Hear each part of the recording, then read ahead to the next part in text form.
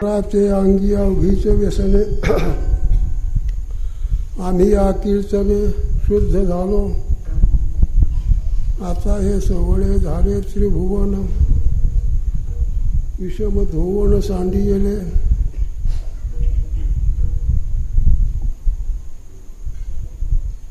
ब्रह्मपुरी वास करणे अखंड, न देखीचे तोंड विठाळाचे. तुका म्हणे आम्हा एकांताचा वास, ब्रह्मी ब्रह्मरस सेव सदा. आता हे सोवळे झाले त्रिभुवन, विषम धुवन सांडियले. विठ्ठल विठ्ठल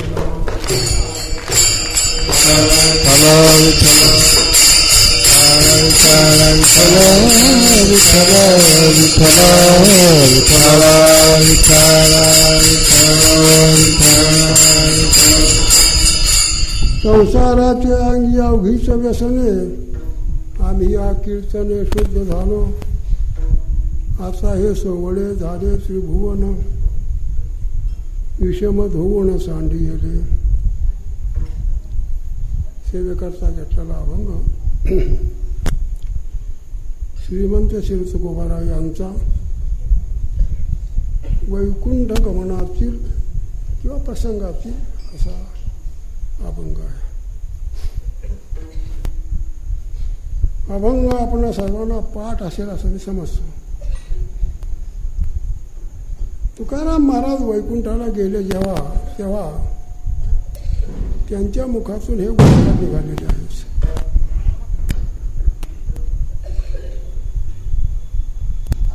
चांगले उद्गार आहेत. जेव्हा ते वैकुंठाला चालले तेव्हा गावातली बरीच मंडळी त्यांच्या समोर आली. एरवी न विचारणारी मंडळी, तुम्ही खाल्लं का, चहा वगैरे घेतला का, त्यावेळेला नव्हता चहा, कॉफी घेतली का, न विचारणारी मंडळी. पण ज्यावेळेला महाराज विमानात बसले त्यावेळेला सगळे समोर आले आणि म्हणायला लागले, महाराज आता तुम्ही निघाला, आमची काय गती. तुकाराम महाराज अतिशय चाणक्य होते, अति हुशार होते.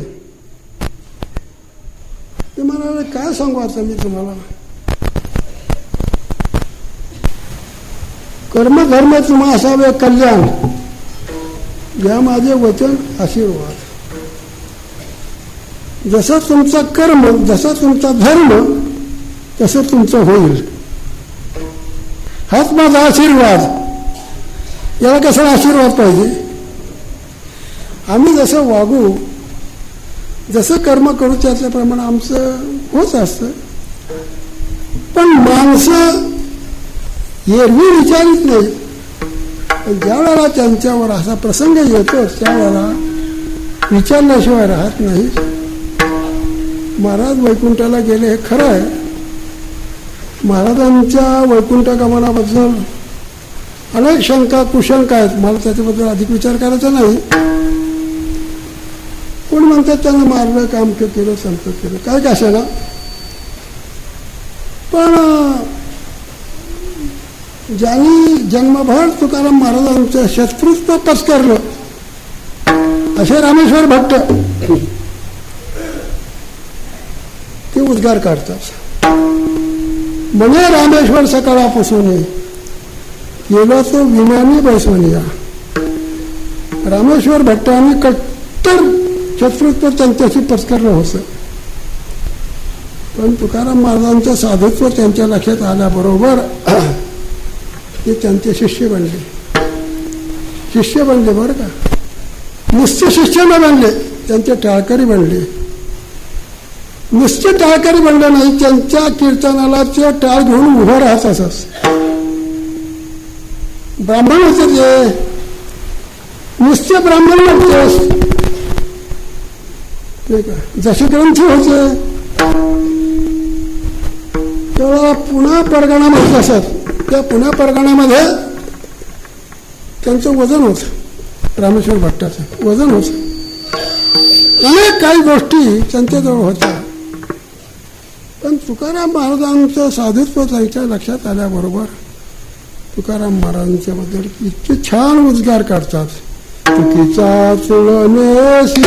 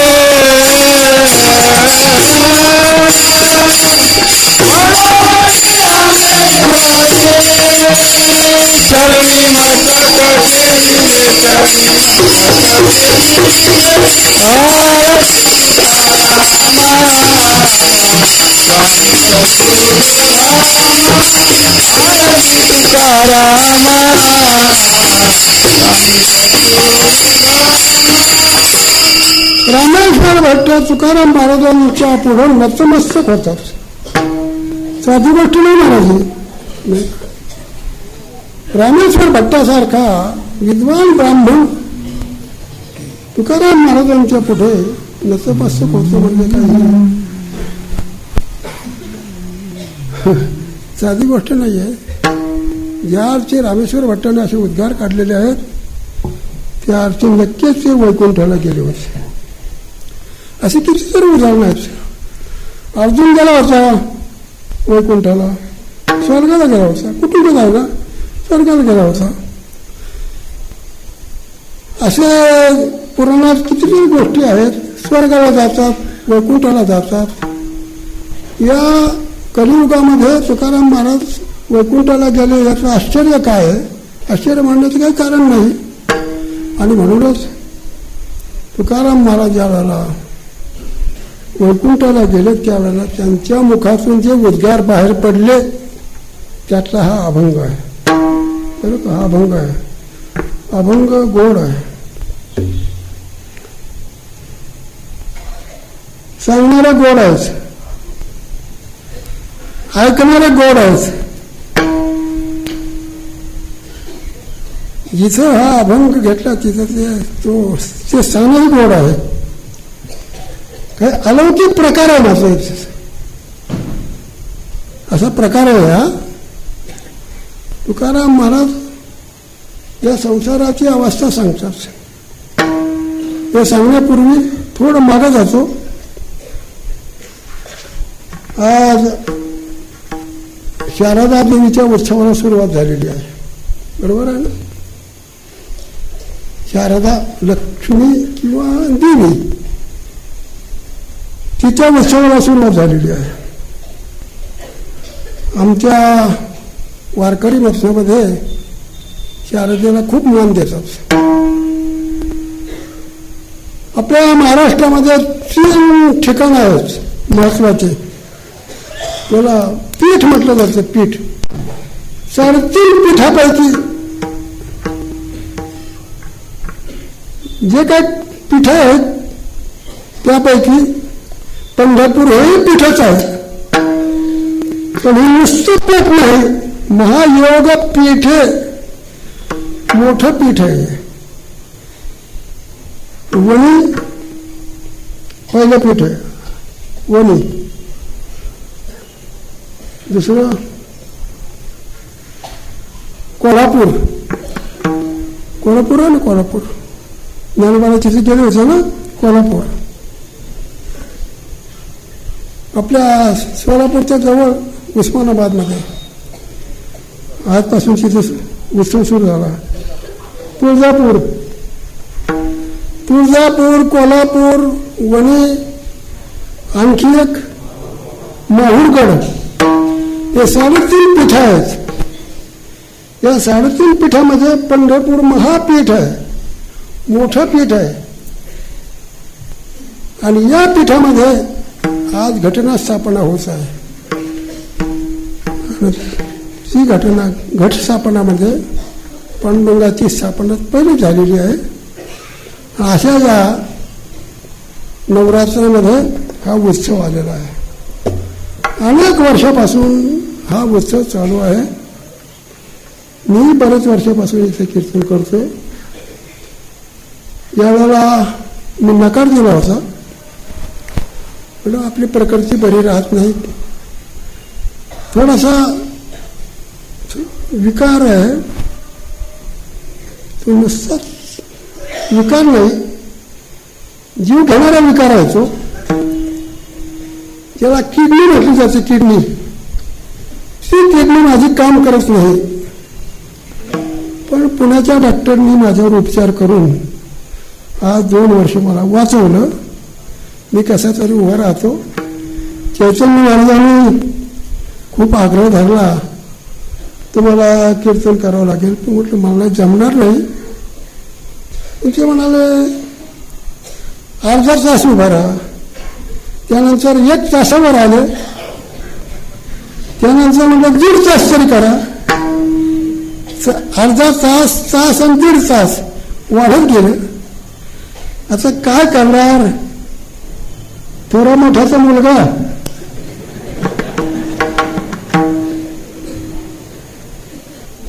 चांगल्या घराण्यातला मुलगा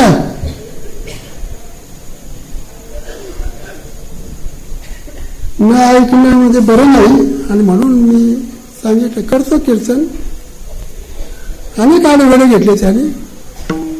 त्यांच्या आज्ञेवरून मी आज उभा राहिलो. जसं मला जमेल तसं मी कीर्तन करण्याचा प्रयत्न करणार आहे. तुकाराम महाराज म्हणतात, हा जो संसार आहे तो कसा आहे. संसाराचं स्वरूप, संसाराचं लक्षण आणि त्याच्या निवृत्तीचं साधन, या 2-3 गोष्टी या अभंगातून आलेल्या आहेत. संसाराचं स्वरूप पहिल्यांदा तुकाराम महाराज म्हणतात, संसाराचे अंगी अवघीच व्यसन,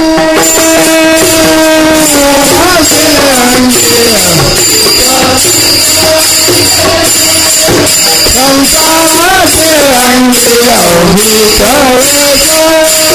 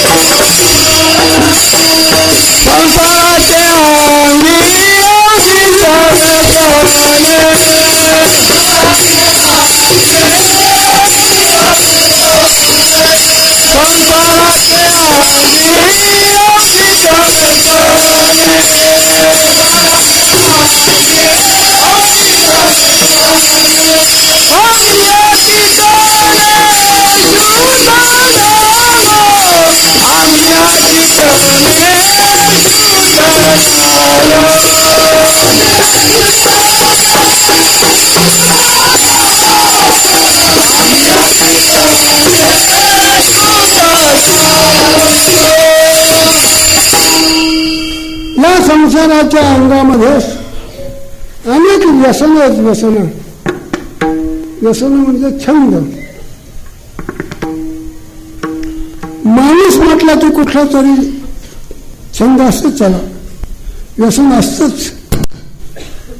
कोणी का सांगा व्यसन असतच. याच्या पुढे जाऊन सांगा जरूर व्यसन असावं. बरंच चांगलं नाही काय, जरूर व्यसन असावं.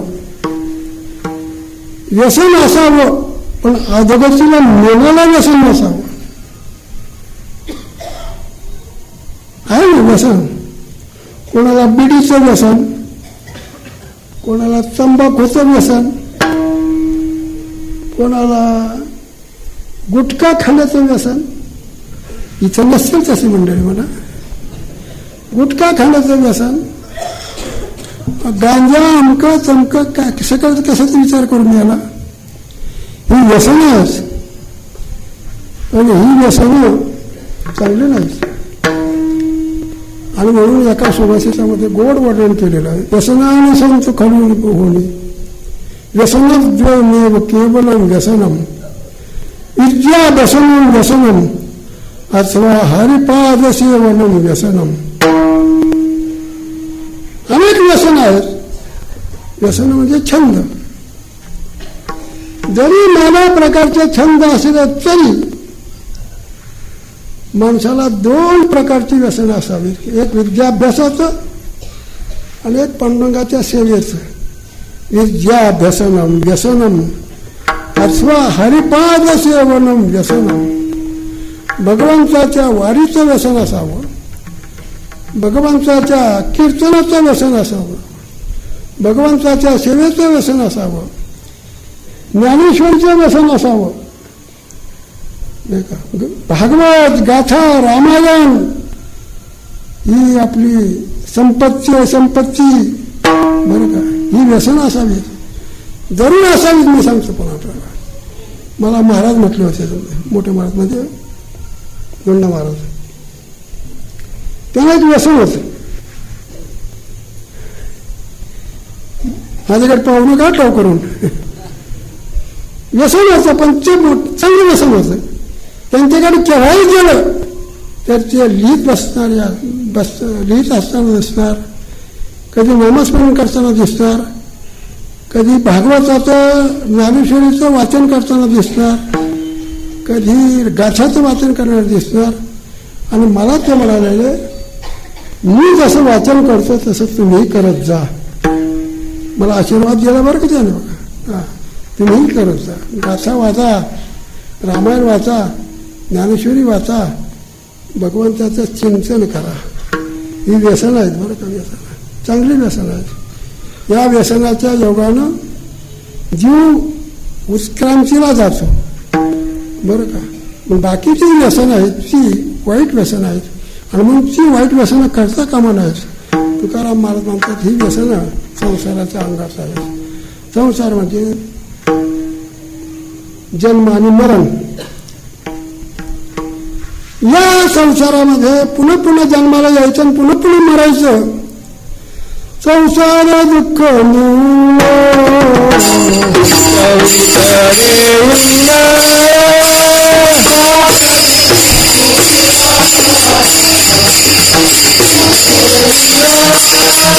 संसार दुःख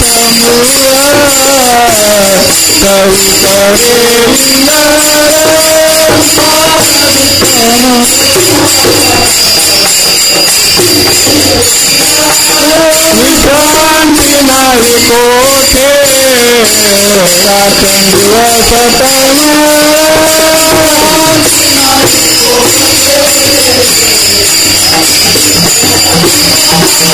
विश्रांती नाही कोठे रात्र दिवस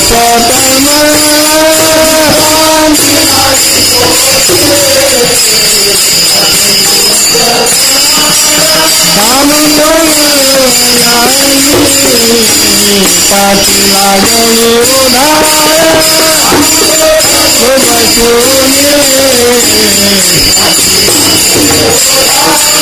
काम सोडले बसुनी पाठी लागणी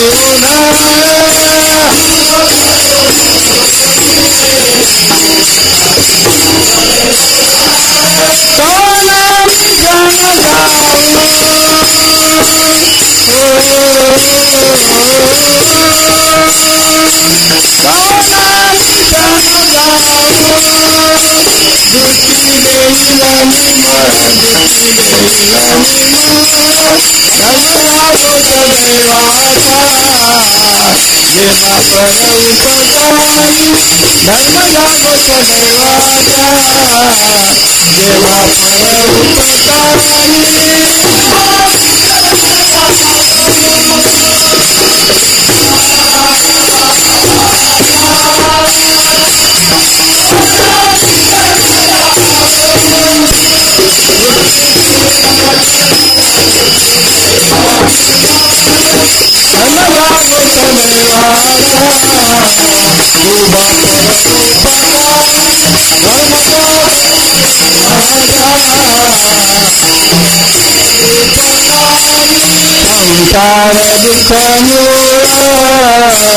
दुःख विश्रांती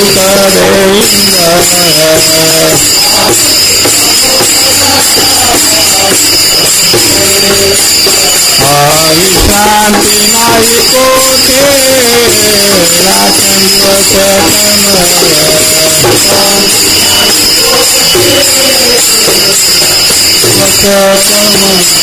काम कोडलो भटुनी पाठी लागली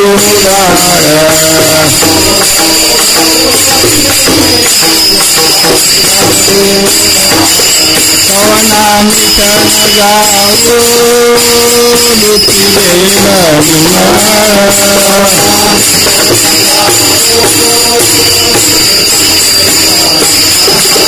कवना मिटन जाऊ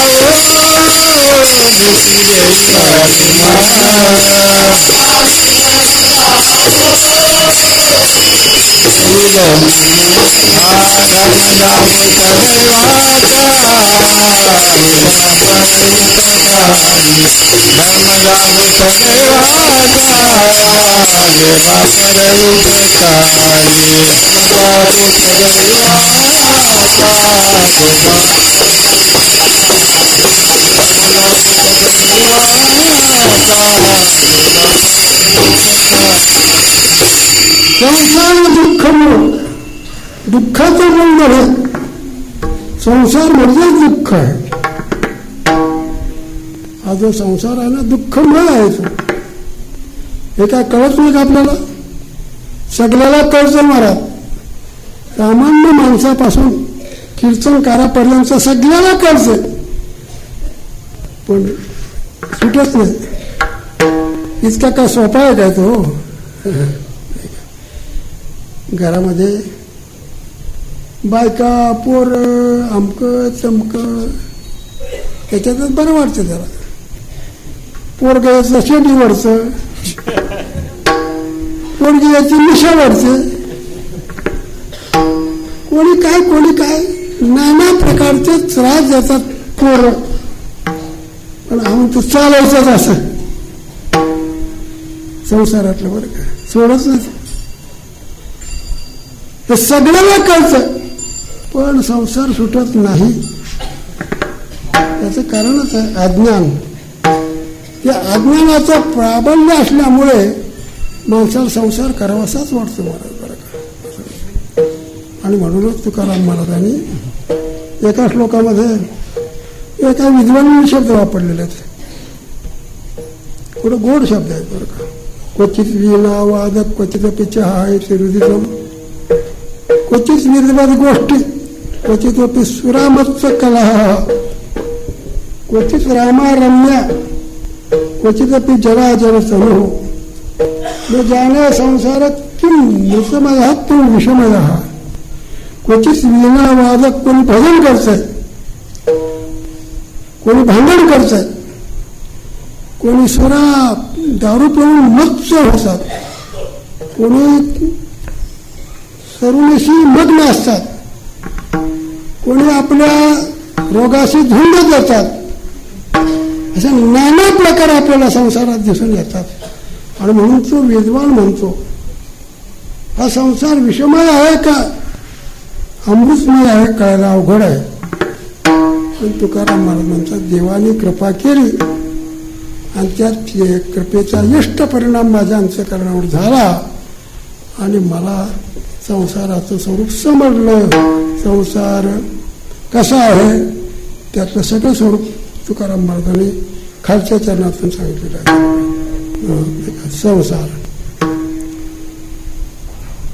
त्या संसाराचं सगळं व्यापक पण तुकाराम महाराज व्यक्त करतात. संसाराच्या अंगी व्यसन आहे. भगवंताला व्यसन होतं, साधूला व्यसन आहे. अमृताचं व्यसन अमृतेचं निधान. संताला व्यसन आहे, भगवंताला व्यसन आहे. संताला भगवंताचं व्यसन तर भगवंताला संताचं व्यसन. अशी मोठी गंमत आहे बरं का. संसाराच्या अंगी अवघीचं व्यसन आहे. पण आम्ही या कीर्तन या शुद्ध झालो. आता आम्ही कीर्तन करायला लागल्यामुळं पवित्र झालो. आम्ही या कीर्तन या शुद्ध झालो, शुद्ध झालो असं आम्हाला. त्या कीर्तनाचे प्रकार सांगितलेले शास्त्रातून. गुणकीर्तन, लीला कीर्तन, नामकीर्तन असे अनेक प्रकार आहेत. त्या कीर्तन करण्याचा अधिकार, कीर्तनाचं लक्षण आणि कीर्तनाचं फल या तीनही गोष्टी या अभंगाच्या द्वारा आहेत. ते ज्याला कथा म्हणतात. कथा कथा त्रिवेणी संगम कथा त्रिवेणी संगम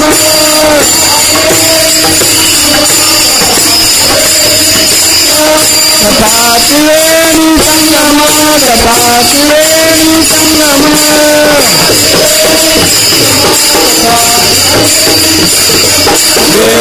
देवभक्तानि नाम देवानि नाम देवभक्तानि नाम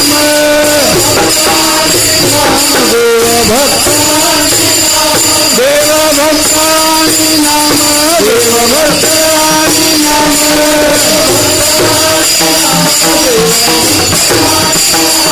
हाकेतिते उत्तम जन रजवंदिता केतिते उत्तम जन रजवंदिता कथा त्रिवेणी संगम देवभक्तानि नाम केतिते उत्तम जन रजवंदिता कथा त्रिवेणी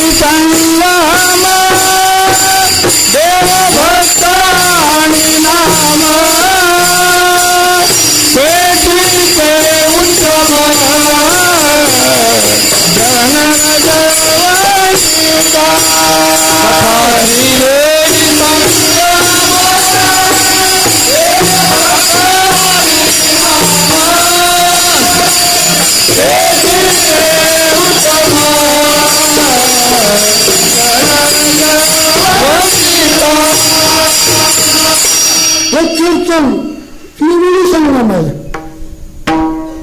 गंगा, भागीरथी आणि यमुना हा जसा त्रिवेणी संगम आहे तसा कीर्तनाचा देव, भक्त आणि नाम हा त्रिवेणी संगम आहे.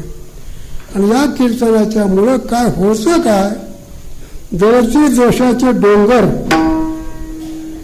किती दोषातला दोषी असला तरी पण शुद्ध होऊ शकतो. कीर्तन चांग कीर्तन चांग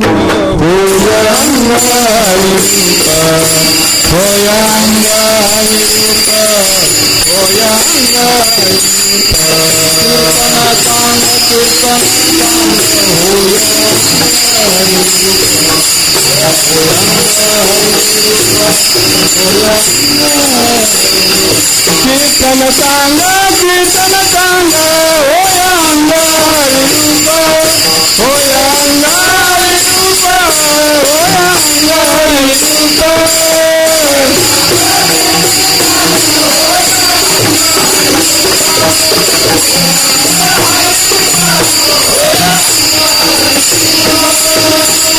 या कीर्तनाच्या योगानं आपलं शरीर हरिरूप होत.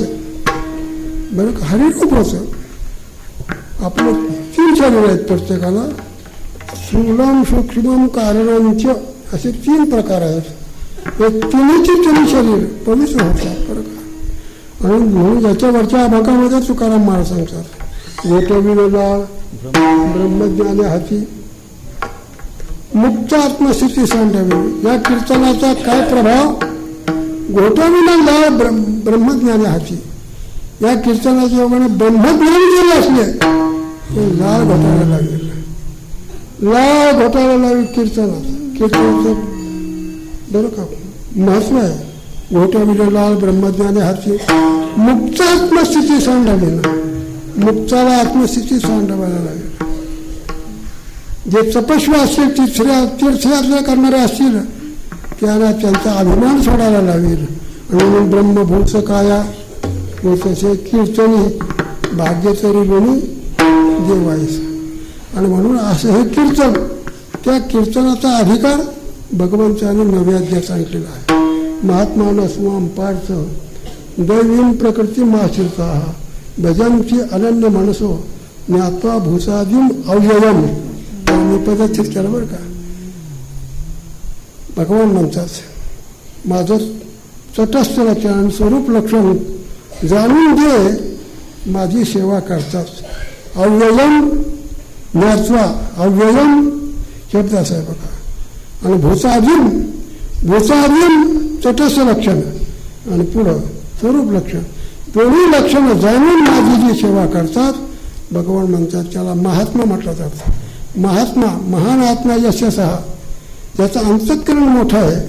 ज्ञानवरांचा असा अर्थ केलेला बरं का. जयाचे तो खटे मानसी मी होईल क्षेत्र संन्यासी या निजेल्या तो उपासी वैराग्य गा. हा कीर्तन करण्याचा अधिकार ज्ञानवरांनी किंवा भगवंताने सांगितलेला आहे. ज्याच्याकडे असा अधिकार असेल त्यानेच कीर्तन करत जावं. पुढे कीर्तनाचं फळ सांगितलेलं सततम कीर्तयांचा हा याचं व्याख्यान त्याच्यात हाताळा आपण.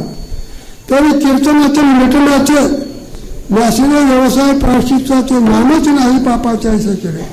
तेव्हा जमा अवकाळ आणले तीर्थे ठायावरून उठवली यमलोकीची कुंटली राहटे आघवी ऐसे माझेही नाम घोषे नाहीशी करती विश्वाची दुःखे अवघे जगाची महासखे तुम्हीच भरले.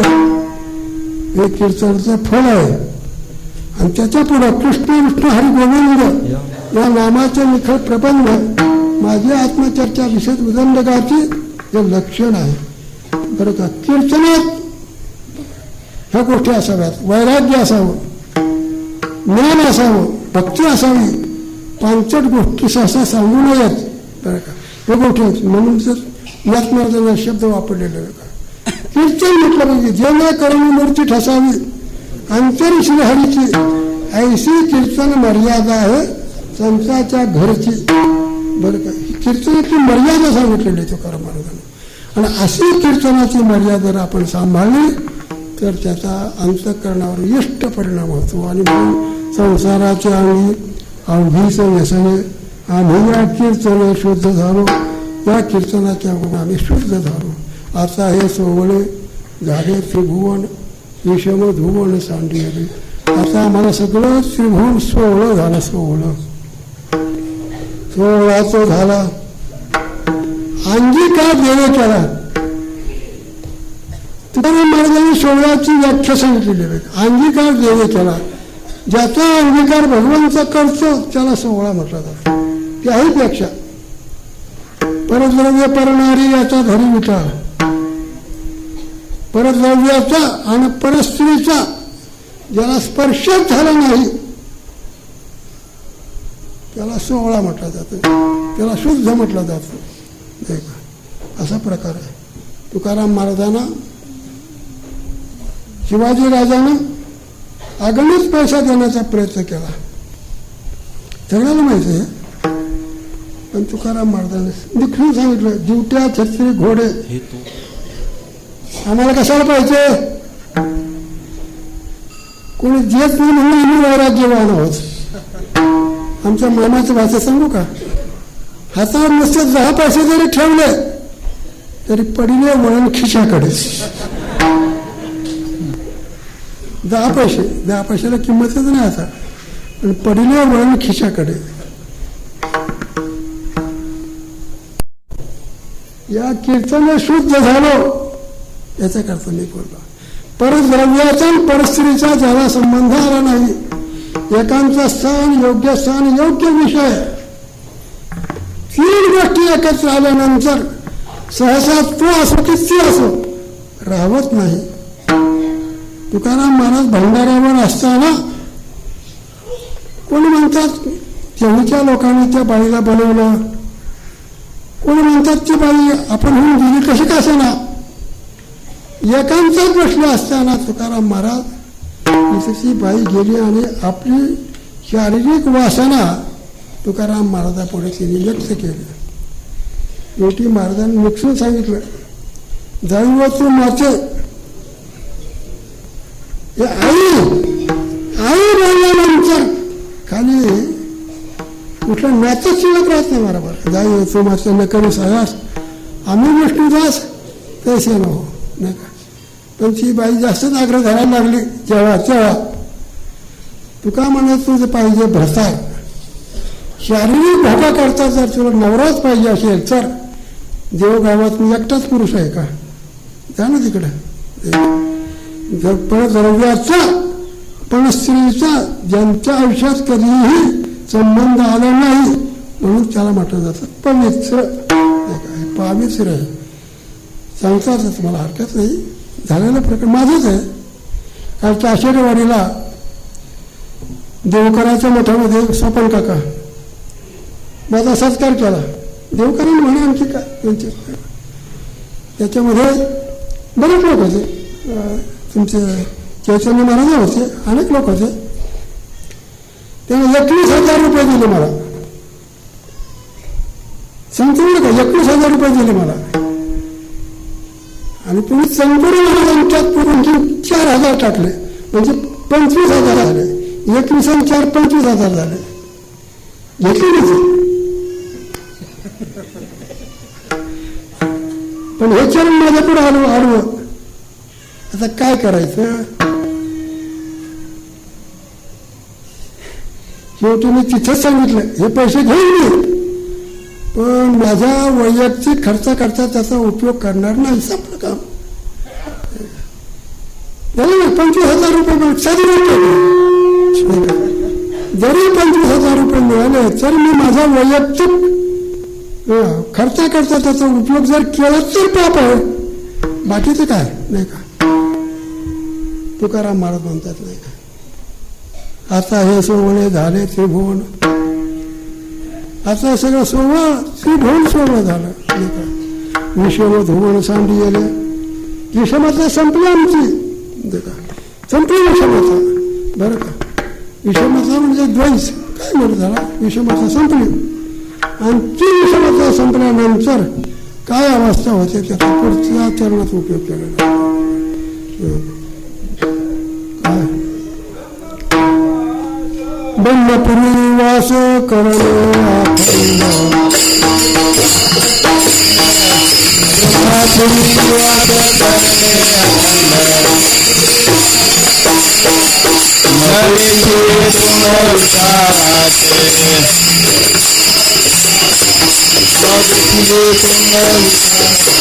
ब्रह्मपुरी वास करणे अखंड,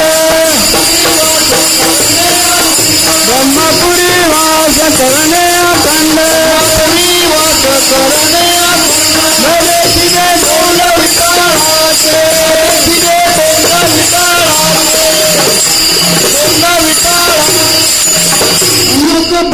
ब्रह्मरूप झालो नाही का, ब्रह्मरूप झालो आम्ही. आता न देखीचे तोंड विठाळाचे. विठाळ संपला. मी आता सांगितलं ना, परद्रव्य परनारी त्याचा धरी विठाळ नाही का. तुका म्हणजे विठाळ अशी देवापाशी नसावी. मोठ्या महाराजांचा अर्थ सांगतो बरं का मी. पूर्ण महाराज, ज्याला देवाचा वीट आहे आणि देवाबद्दल आळस आहे अशी माणसं जवळ नसावीच. त्यांनी सांगितलेलं मी अर्थ सांगतो. माझं काय झालं काय, तुका म्हणजे विटाळ अशी देवापाशी नसावी. ज्याला देवाचा विटाळ आहे आणि वीट आहे, ज्याला देव आवडत नाही, देवापाशी नसावी अशी माणसं देवाकडे चालत नाही. आणि म्हणूनच तुकाराम महाराजांनी हे शब्द वापरले. आणि शेवटच्या चरणात सांगतात, तुका म्हणे माये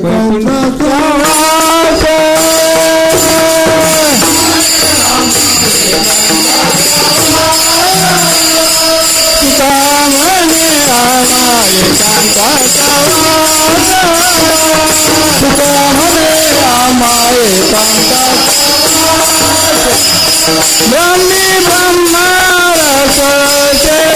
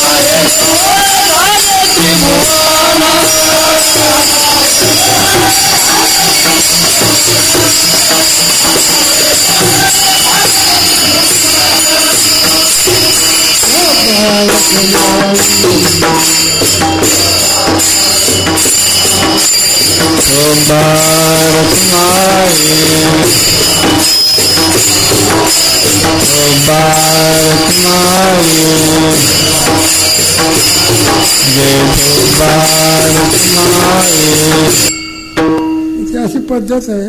इथे काय आणखी ठिकाणी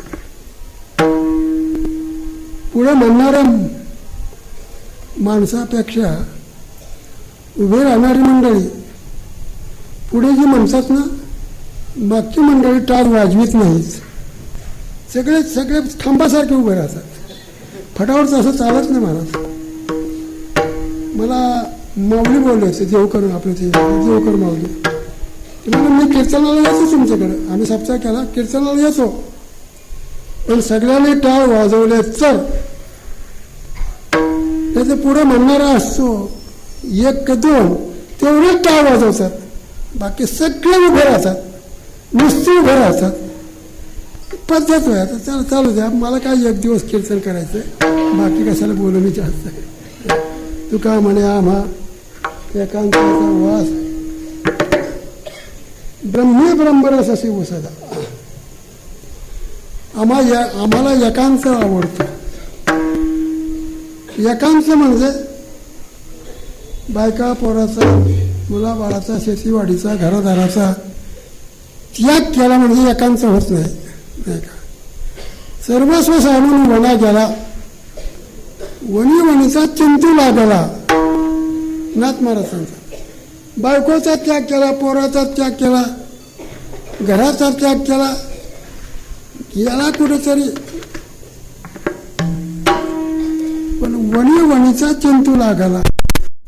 वनात जाऊन वणीचं चिंतन करू लागला तिथं. वणीचं म्हणजे बायको. आणि म्हणून आपल्या गावरान म्हण आहे, बरा होतो घरी कुठून आठवली पंढरी. एकांचा या शब्दाचा अर्थ, जिथे आपल्या मनाला नैतिक समाधान प्राप्त होईल तो एकांत. मग तुम्ही घरात राहा, नाहीतर एखाद्या डोंगरावर जा, एखाद्या कोपीत राहा, कुठे राहा, पण आपल्या मनाला समाधान झालं पाहिजे. तुकाराम महाराज भंडाऱ्याला जायचे, नाही का, भामचंद्राला जायचे, तिथे भगवंताचं चिंतन करायचं. हा त्यांचा एकांत होता. येणे सुखे रुचे एकांताचा वास, ब्रह्मी ब्रह्मरस सेवू सदा. आणि आम्ही एकांतात राहून ब्रह्मरस सेवन करतो. ब्रह्मरस म्हणजे आंबारस, लिंबूरस, बाकीचे सगळे रस जे आहेत ना, ते रसीचे घ्यायचे नाहीत. हा रस आनंद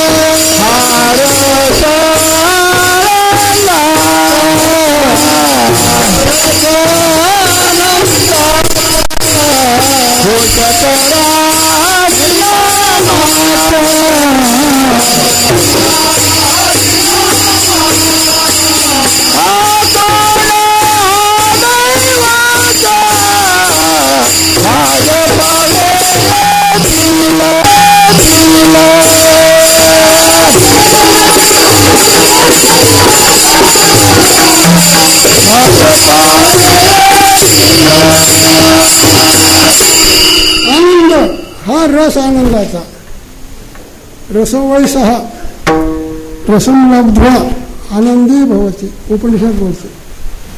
रस रस म्हणजे आनंद, रस या शब्दाचा अर्थ.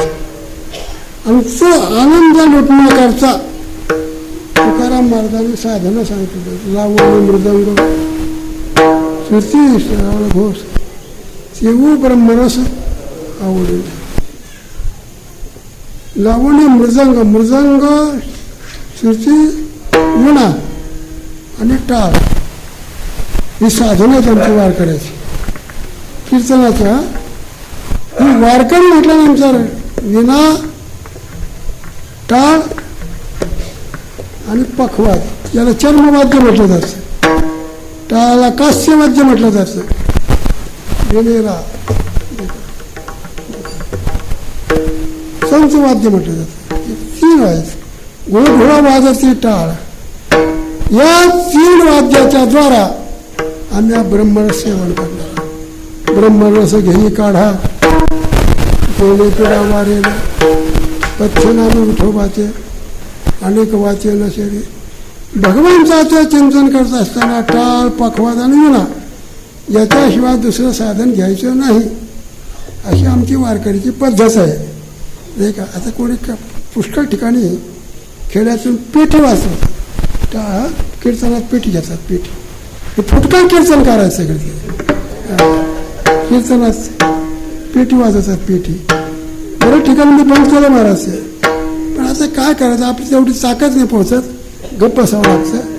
पण आमची एवढी आमच्या वारकरी पंथाची ही पद्धत आहे, टाळ पखवाज आणि विणा याच्याद्वारा हा ब्रह्मण सेवन करायचं. हा ब्रह्मरस आहे, हा नामस्मरण, ब्रह्मरस म्हणजे नामस्मरण. आणि म्हणून सदा नामघोष करो हरिकथा, तेने सदा चित्ता समाधान. नैतिक समाधान प्राप्त करून घ्यायचं असेल तर भगवंताचं चिंतन करावं, नामस्मरण करत जावं. या पडचं दुसरं साधन नाही, आहे साधनं अनेक. जरी अनेक साधनं असली तरी भागवतामध्ये 14वा अध्याय 12वा अध्याय याच्यामध्ये अनेक साधनं सांगितलेली आहेत. जरी असली तरी पण ती साधनं नाही का भगवंतापर्यंत जाऊन पोहोचती करत नाही. भगवंताचे चिंतन, नामस्मरण, भक्ती त्याला म्हटले जाते. ती अशी जर भक्ती आपण जर का अनन्य होत जाते जर केली, भगवान संतुष्ट होतात. तेषां सतत युक्तानां भजतां प्रीतिपूर्वकं ददामि बुद्धियोगं तं येन माम् उपयान्ति. भगवान सांगतात ते सातत्यानं माझं चिंतन करतात, मी त्याला बुद्धियोग देतो, ज्ञान देतो आणि कृतार्थ करतो. कृतार्थाचा हा अंतिम टप्पा आहे जीवनातला. तो टप्पा साधण्याकरता आपण देवाचं चिंतन करावं, नामस्मरण करावं, पंढररायाची वारी करावी, आणखी ज्याला जमेल तसं करावं, जसं जमेल तसं बरं का. आणि अशी जर आपण देवाची सेवा केली, देव संतुष्ट होतो, प्रसाद देतो. प्रसाद असतो प्रसन्नता. प्रसाद हे सर्व दुःखानं महानिरस्य उपजायचे. एवढं गोड वर्णन केलेलं आहे. मला इतकं सांगायचं कारण तुका म्हणे आम्हा एकांताचा वास ब्रह्मी ब्रह्मरस शिव सदा ज्ञानेश्वर.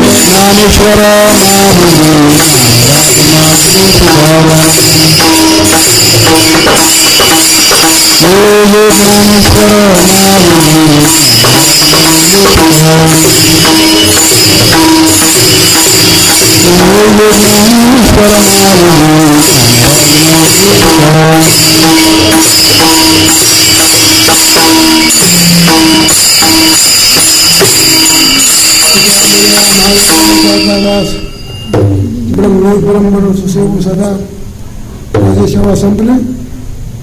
ही केलेली साधूची सेवा त्यांना समर्पण करतो. आणि ज्ञानोबराच्या भाषेत सांगतो, तुम्ही संत माझी या कडा दिठीचा करायला बहुडा, तरी तुम्ही माने एवढा होईल. तुकाराम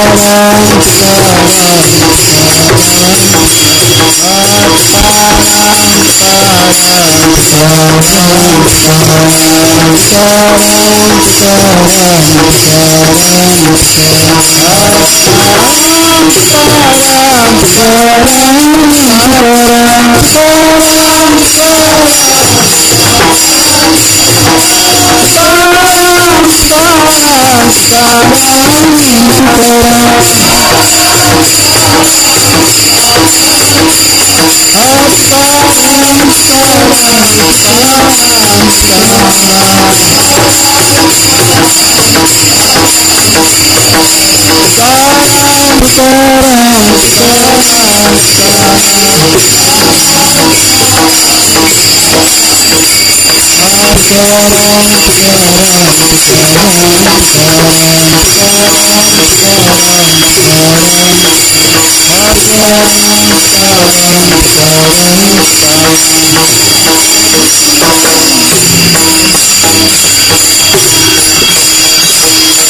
बोलो जय जय